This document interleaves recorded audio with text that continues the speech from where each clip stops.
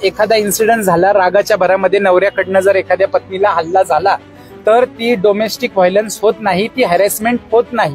विपुल दोशिंग साहेब, you are an officer of the court. तुम्ही असं असताना वाटेल ते जे बोलला, तुम्ही डोमेस्टिक व्हायलन्सचं समर्थन करताय का? नेहमी छळलं, नेहमी त्रास दिला, सासूने एवढा त्रास दिला की तिला जीव द्यायची इच्छा झाली, हे सफिशियंट नाहीये, हे वेग स्टेटमेंट आहे. ही आर्ग्युमेंट आम्ही केलेली आहे. तातडीने पहिलं सांगायचंय की पुणे बार असोसिएशननी यांचा सनद रद्द करण्यासाठी मूव्ह केलं पाहिजे. अशा वकिलांची सनद रद्द करायला पाहिजे. आगवणे कुटुंबियांना रिप्रेझेंट करत आहे कोर्टामध्ये.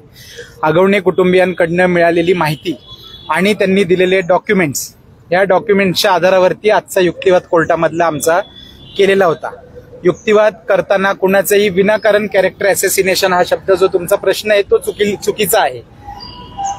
आमची युक्तिवाद असा होता की केवळ एकतर्फी तपास तुम्ही करू नये, पोलिसांनी एकतर्फी तपास करू नये. ह्या मृत्यूच्या मागचं कारण आमच्या आगवणे कुटुंबियांचं सुद्धा या वैष्णवीच्या मृत्यूमुळे अतोनात नुकसान झालेलं आहे. ती नुसती याची बायको नव्हती तर ती त्याच्या बाळाची आई सुद्धा होती.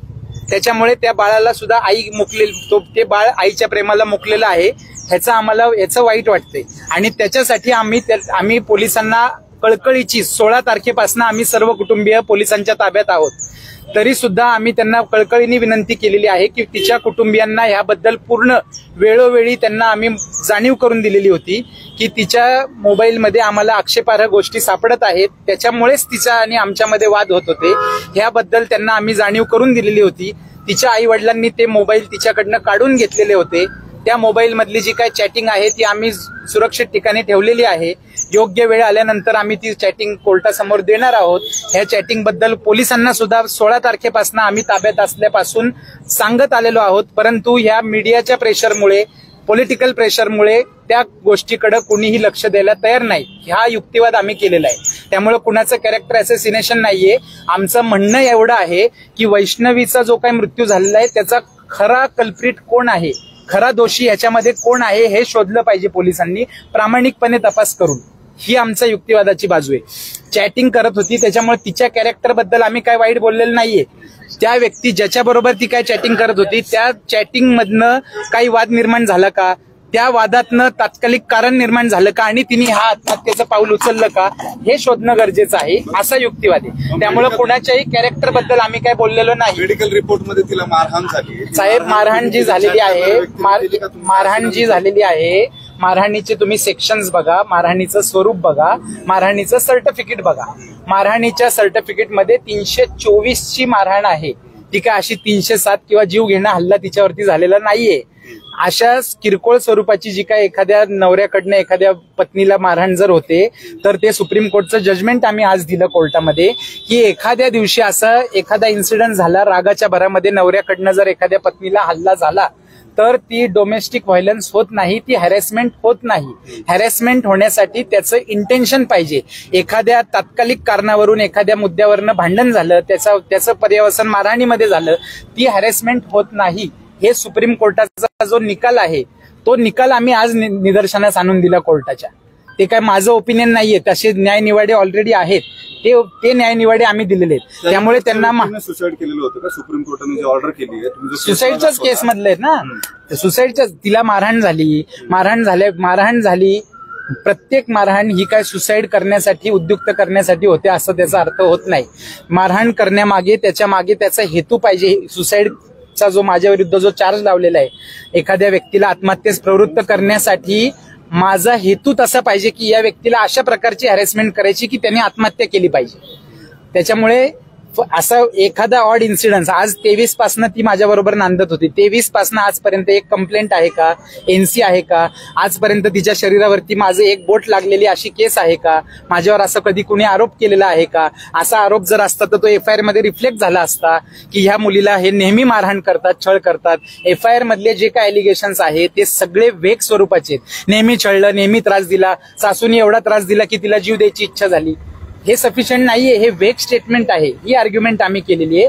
त्यामुळे वैष्णवी वारल्याचं जेवढं दुःख तिच्या कुटुंबियांना झाले त्याच्या तेवढंच दुःख आगवणे कुटुंबियांना पण झालेलं आहे. ही आज इन्स्ट्रक्शन्स आपण जर कोर्टामध्ये आपण उपस्थित होता, कोर्टाची प्रोसिडिंग चालू होण्याच्या अगोदर कोर्टाची परमिशन घेऊन त्या लोकांच्या इन्स्ट्रक्शन्स आम्ही घेतल्या.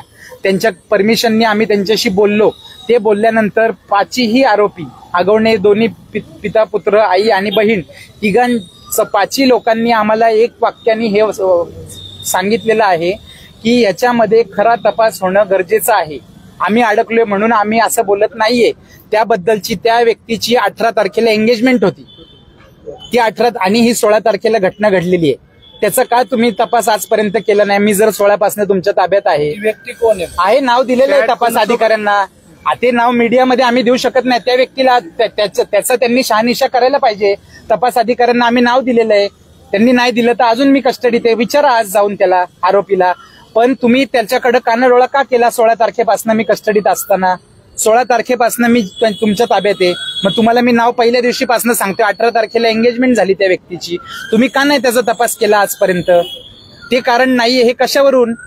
हे तुम्ही का ठरवलं? मारहाण केली का नाही केली ह्याच्यासाठी साहेब सीसीटीव्ही फुटेज जप्त झालेले आहेत. वळ जे तिच्या शरीरावरती आहेत ते वळ कोणत्या इन्सिडेंट्स मधले आहेत, कशाचे आहेत याच्याबद्दलचा संपूर्ण तपास हा आता पोलिसांनी केलेला आहे. त्यामुळे मारहाण केली, तिच्या अंगावर शरीरावरती वळ सापडले म्हणजे काय ह्यांनीच मारहाण केली असा अर्थ काढण्याचं कारण नाहीये. कारण ही व्यक्ती ज्या वेळेस घटना घडलेली आहे त्यावेळेस घरामध्ये कोणीही नव्हतं. 5 आरोपींपैकी एकही व्यक्ती घरी नव्हता आणि ती एकटी असल्यामुळे तिने ह्यांनी दार तोडून तिची सुटका केलेली आहे. त्याच्यामुळे तो जो काय ह्यांनी पहिल्या दिवशीपासून ह्या प्रकरणाला जो काय वेगळं वळण देण्याचा प्रयत्न केलेला आहे.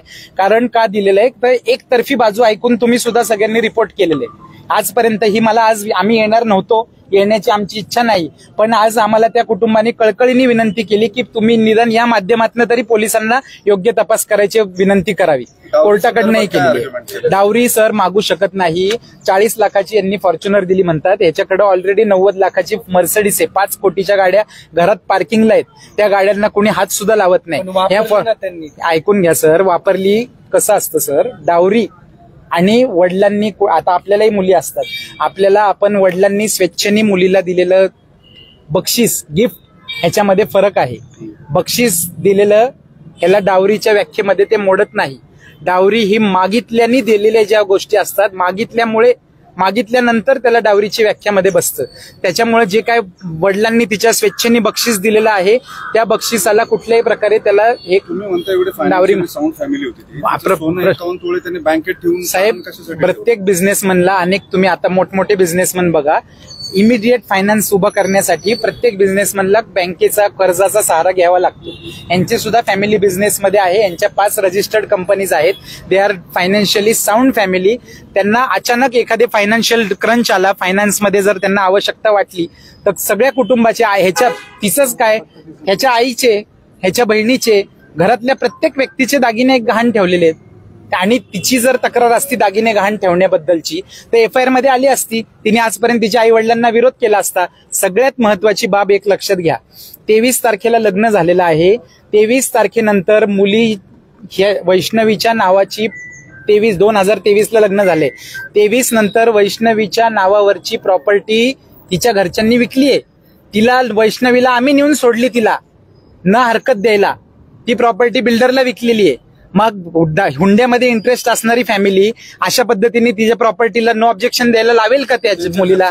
बांधकाम व्यावसायिकांकडे जाऊन परस्पर भेटत होते असं तुमच्या आशेबद्दल का आरोप केला? तेच ते आरोप आहेत. आता त्यांना काही सापडत नाहीये ना आमच्या विरुद्ध. त्यांना फक्त एवढंच विचारा तुम्ही की तुमच्या मुलीचं ना हरकत तुम्ही घेतली का, प्रॉपर्टी विकली का बिल्डरला लयच्या लग्नानंतर?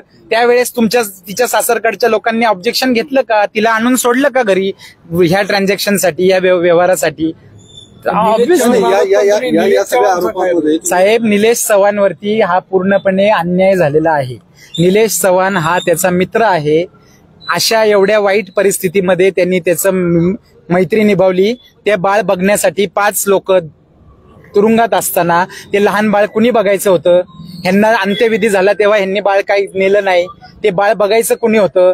मग ह्यांनी रिक्वेस्ट केल्यामुळे ते बाळ त्यांनी सांभाळलं. त्यांनी बाळ सांभाळलं, ही माणुसकी दाखवली. उद्या सोडून गेला असता.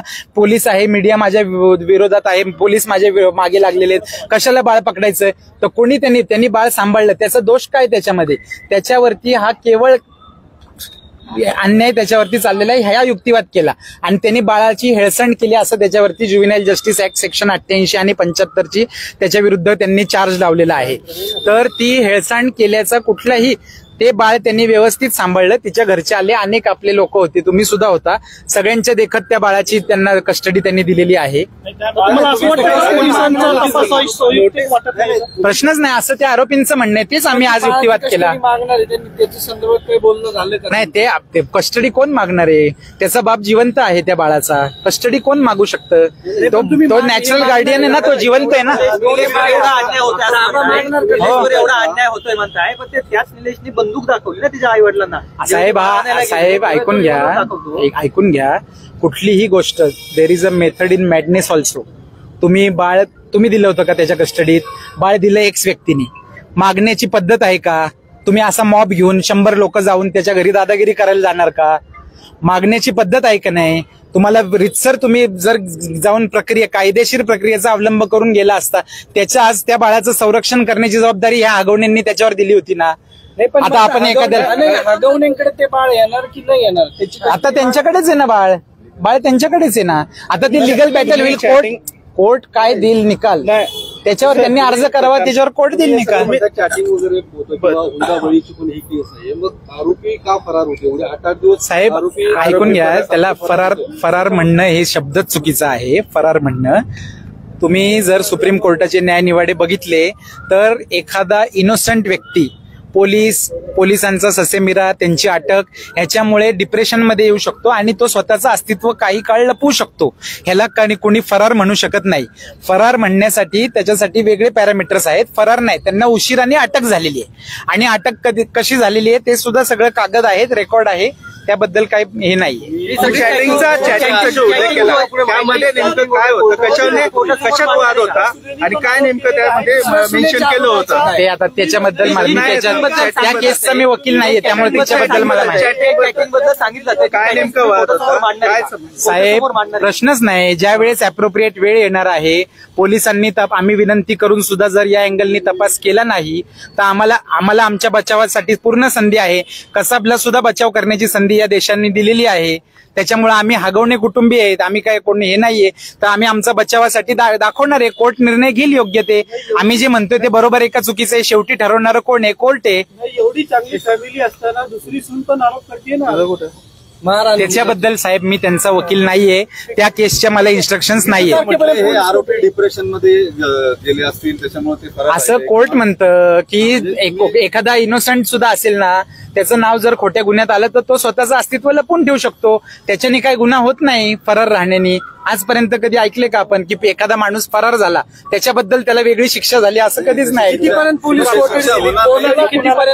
आता पोलीस कोठडीची त्यांची जी विनंती होती, 2 लोकांना 1 दिवसाची पोलीस कोठडी दिलेली आणि बाकीच्या 3 लोकांना 1 दिवसाची दिली आणि बाकीच्या 2 जे नंतरून अटक झाले त्यांना 3 दिवसाची 31 तारखेपर्यंत. काल हगवणे कुटुंबाचे जे ऍडव्होकेट होते विपुल दुशिंग यांनी जी स्टेटमेंट्स काल कोर्टात केली ती ऐकून इतका संताप झालाय माझाच नाही, माझ्यासारख्या असंख्य लोकांचा, की मी ठरवलं आता आपण यांचा केसच करायचा, म्हणजे केसच पाडायचा, त्यांच्या प्रत्येक वक्तव्याचा केस पाडायचा.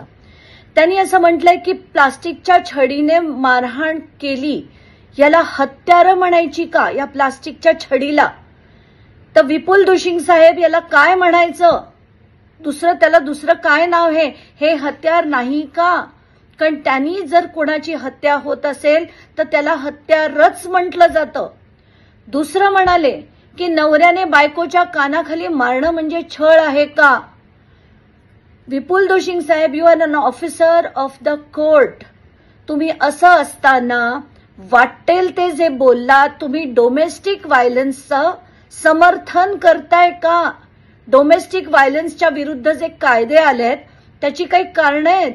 शाब्दिक सुद्धा जर असं कोणी म्हणालं तर त्याला सुद्धा डोमेस्टिक व्हायलन्स म्हटलं जातं. आणि कानाखाली मारणं म्हणजे नवऱ्याने जर कानाखाली मारलं तर त्याला छळ म्हणायचा का? हे तुमचं आर्ग्युमेंट, कोर्टातलं आर्ग्युमेंट. मला तातडीने पहिलं सांगायचंय की पुणे बार असोसिएशननी यांचा सनद रद्द करण्यासाठी मूव्ह केलं पाहिजे. अशा वकिलांची सनद रद्द करायला पाहिजे. आणि कोण आहेत हे? आणि त्याच्यात ते तिच्या चारित्र्यावर शिंतोडे उडवतायत. आता म्हणून मी हे कोण वकील आहेत, काय काय केलंय, या सगळ्या गोष्टीचा आता खुलासा करणार आहे. त्यांच्या स्वतःबद्दल बोलूया. 3 वकील आहेत. त्या तिन्ही वकिलांवर प्राणघातक हल्ला केल्याची एक केस होती आणि त्याच्यावर त्यांना बेल मिळाली होती. तर हा त्यांच्यावरचा पहिला गुन्हा. आता ते कोणाकोणाच्या केसेस लढतात त्याच्याकडे बघू. कारण मी माझं जे डोकं फिरलं होतं काल त्यांचं सगळं ते वक्तव्य ऐकून मी म्हटलं आता लोकांपुढे जाऊ दे की हा विपुल दुशिंग कोण आहे. त्यांनी 39 मुलींच्या मॉलेस्टेशनची केस होती. 39 मुलींच्या मॉलेस्टेशनची केस एका झेडपीच्या शाळेतली होती, जी प्रिन्सिपलनी एका शिक्षकावर केली होती. त्याच्यासाठी लढणारे आणि त्याला पॉक्सोतून सोडवणारे हे महादिग्गज विपुल दुशिंग. आता यांनी काय केलं होतं की त्या टीचरच्या विरुद्ध फक्त आधी एक्सप्लेनेशन दिलं नाही अरेस्टचं, म्हणून त्यांना सोडवण्यात आलं. हे इतके विद्वान आपले विपुल दुशिंग. दुसरी केस तुम्हाला राहुल शेट्टीचं ते गाजलेलं प्रकरण कदाचित आठवत असेल लोणावळ्यातलं. त्याच्यातले जे 9च्या 9 अक्युज्ड सोडवले गेले होते त्यांना सोडवणारे विपुल दुशिंग. तिसरं पोर्शेची आत्ताची मागच्या वर्षीची घटना ज्याच्यात ब्लड सॅम्पल बदलली गेली, त्याच्यातले जे एक डॉक्टर होते त्यांच्यासाठी लढणारे विपुल दुशिंग.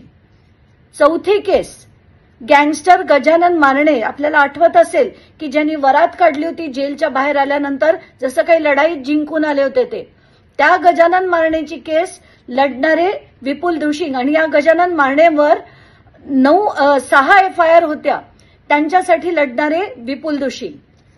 5वा गँगस्टर संतोष शिंदे आणि प्रवीण कुंजीर ही जी अप्पा लोंढे मर्डर केस होती त्या गँगस्टरसाठी लढणारे विपुल दुशिंग. आता हे विपुल दुशिंग येणार, वाटेल ते बोलणार. ती प्लास्टिकची छडी काय हत्यार आहे का? तिला नवऱ्याने थप्पड मारली म्हणजे डोमेस्टिक व्हायलन्स केला तर त्याचं पण समर्थन करतायत का? मला माध्यमांना सांगायचंय, विपुल दुशिंगांच्या घरी जा, त्यांच्या पत्नींना विचारा की यांनी जे आता विधान केलंय ते तुम्हाला मान्य आहे का? आणि बार असोसिएशनला माझी कळकळीची विनंती आहे आणि महिला आयोगाला सुद्धा की हे वक्तव्य जे त्यांचं होतं डोमेस्टिक व्हायलन्सला समर्थन करणारं, याच्या बेसिसवर त्यांच्यावर सुमोटो ऍक्शन घ्या. आता सुमोटो नाही, मी तर तुम्हाला विनंती करतेय, तर तुम्ही ती विनंतीचा मान देऊन त्यांच्यावर ऍक्शन, इन्व्हेस्टिगेशन, त्यांच्या वक्तव्यावर इन्व्हेस्टिगेशन.